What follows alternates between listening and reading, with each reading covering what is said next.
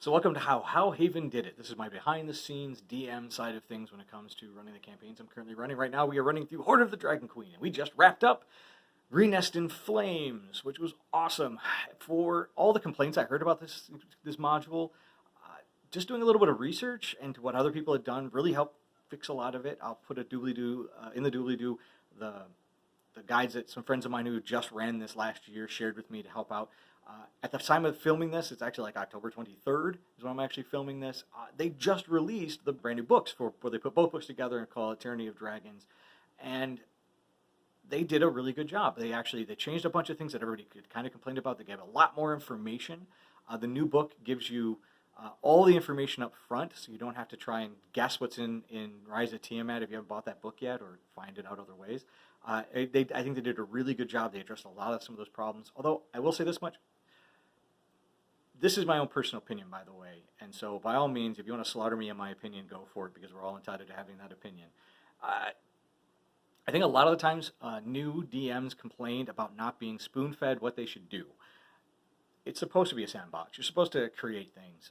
I understand you might end up thinking you might screw yourself over later on down the line if you end up throwing something off, but you can only prep so much, and yeah, you can know the knowledge and everything, but the first couple of times you run this, play it, go for it, run it. It's not that big of a deal if you end up making something or making a change. Run with it. See how it changes the storyline. It's a choose-your-own adventure. So sometimes the complaints people told me that this was poorly written, I think was just a lack of creativity on some of the DM's part. So get over it.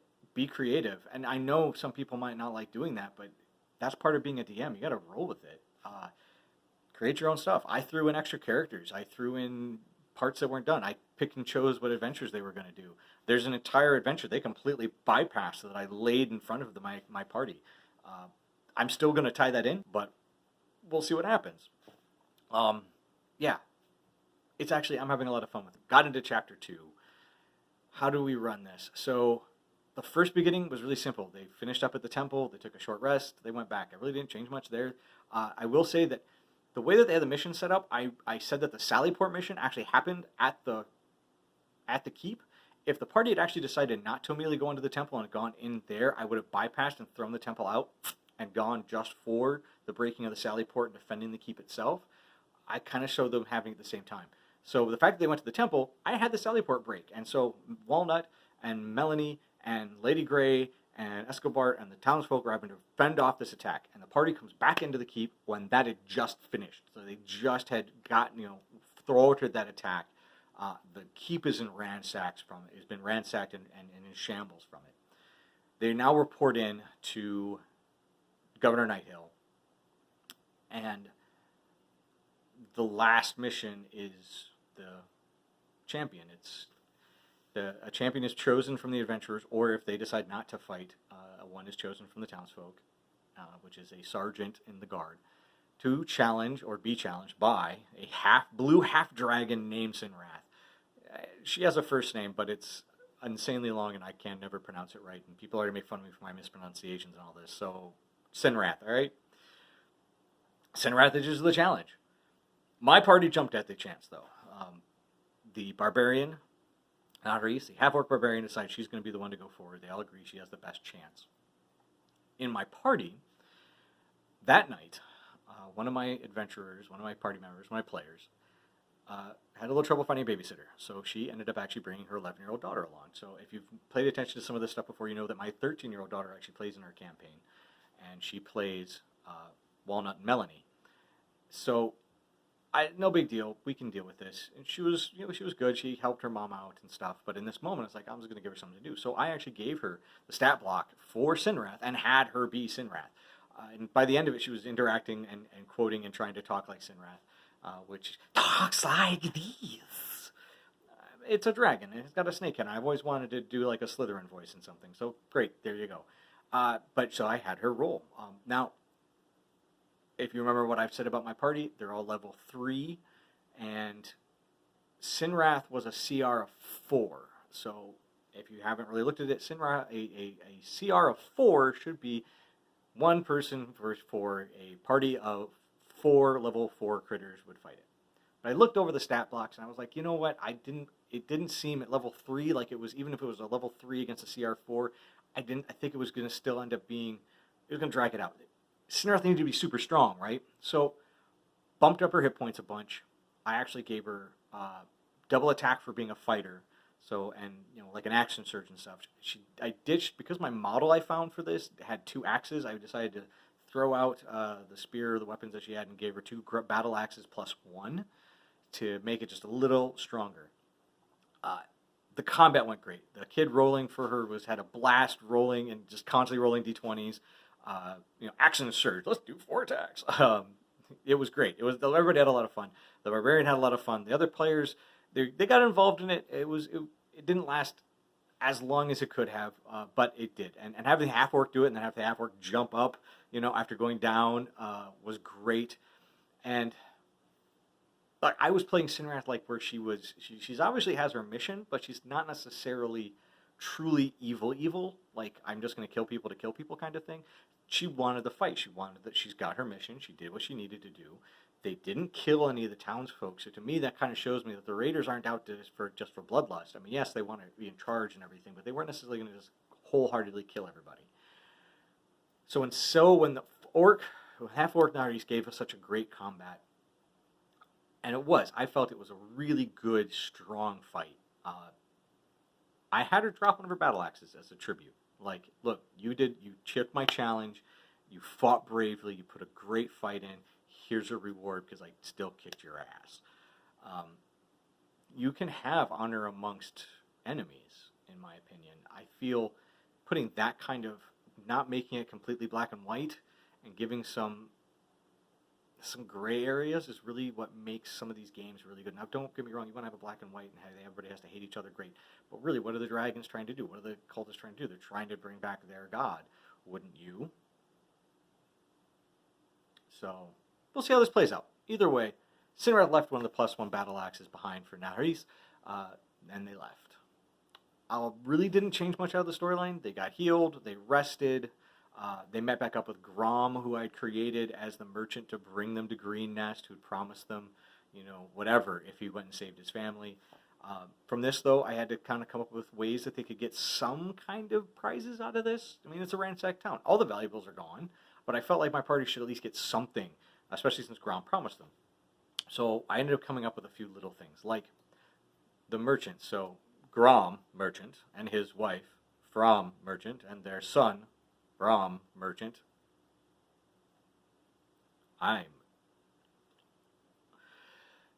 So From and Grom remove their wedding rings and hand them to the adventurers, explaining that in Grom's travels, in the family's travels, they had these as their wedding bands to help keep them protected. And seeing as that this family was protected because of the adventurers' actions, they felt that it needed to go to them. So they moved their wedding bands and give them to Lutau and to Nahris. And their rings of protection +1. Totally legit. A scroll of Vivify is given to Arkin to help her out in her clerical skills. Rosalind ended up actually missing that night, so she was unable to attend. We kind of played her by committee, what she was going to do, and she was given something. We just haven't decided what yet, because I haven't had a chance to really talk with that player yet. The other thing that I want to mention here is that my daughter was playing Melanie and Walnut, and unfortunately, while she loves that character, and it was from originally a one-on-one campaign that I was running just for her, and she loved that duo for a one-on-one adventure, she wasn't liking how it was playing in a bigger setting with 6 people. She didn't feel like she was doing enough. She just wasn't feeling it. Let's face it, and we've all had that kind of thing. So we talked about it in between weeks, and she decided that she really wanted to try something new. Unfortunately, this all happened right as we're sitting down to eat as a party before we start playing the game. This all comes out, and I'm like, okay, kid, great, we'll come up with it, and we talk, and she's going to go, and I leave her room with the impression that she's going to make a fighter. So I come back, and I'm trying to figure out how the ways to do it. And in my head, actually, I thought maybe I'd have her be the one that jumps up to go fight. That'd be a great introduction, is that she jumps up as the champion of the town to take her down. Cool, right on, awesome. I'm planning things. We're stuffing our mouths with soup. We had soup that night. It was stuffed bell pepper soup, which, by the way, go look up a recipe. It's freaking awesome. Or send me a question. I'll send you the recipe we have that my wife made. It was great. Anyway, we're stuffing our faces. I'm planning on a fighter coming in. I'm making some changes. Great. We're having a good time. Then my daughter comes out with her sheets. She's ready. And I go and I look on Beyond. And she's created a bard. A halfling bard. Not that I'm upset. Great, a halfling bard. It just was like, I'm fighter.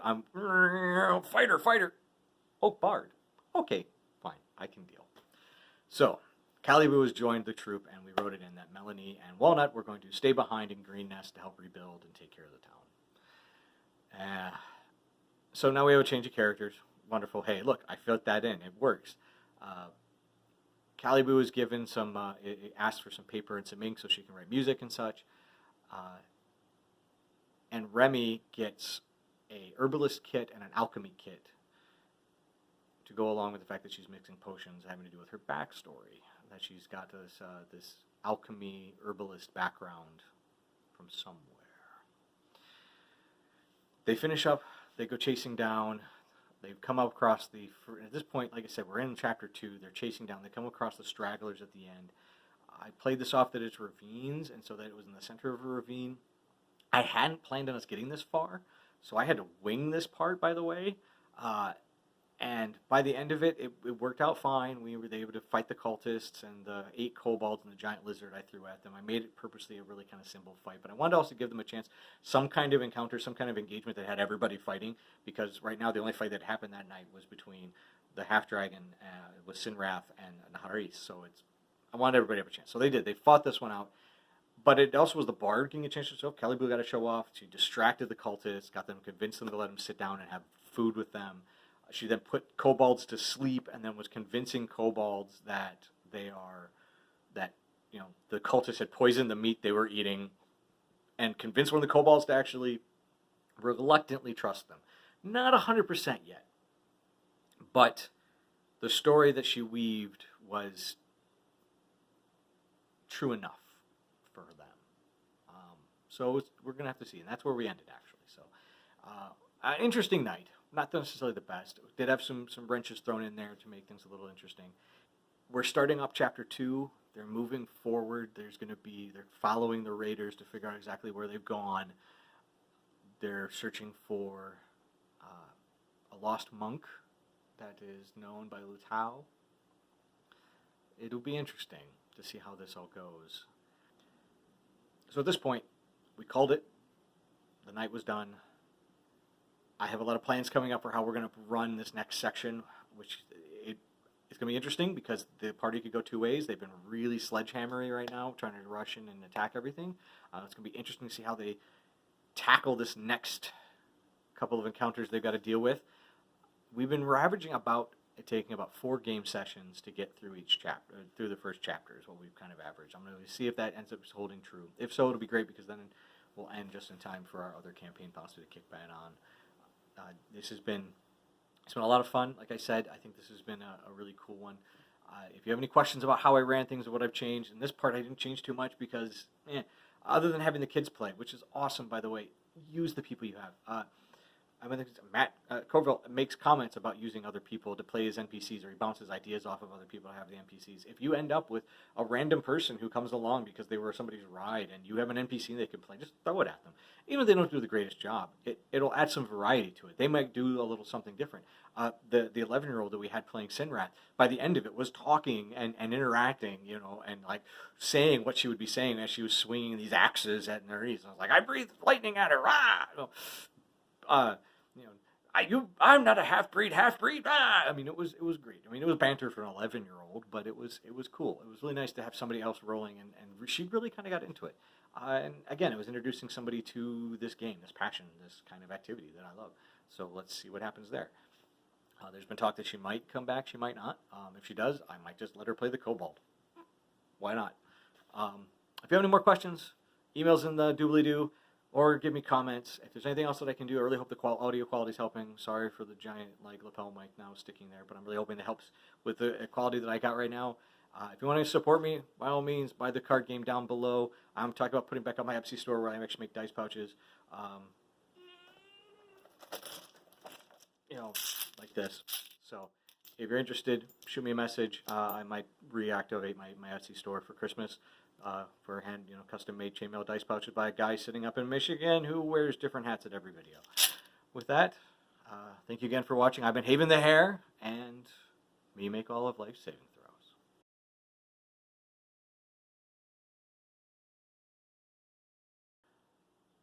I have plans. I don't want to give away too much in case I just covered my mouth and did this. It was interesting. I said that 3 times now. It was interesting. It was interesting. It was interesting.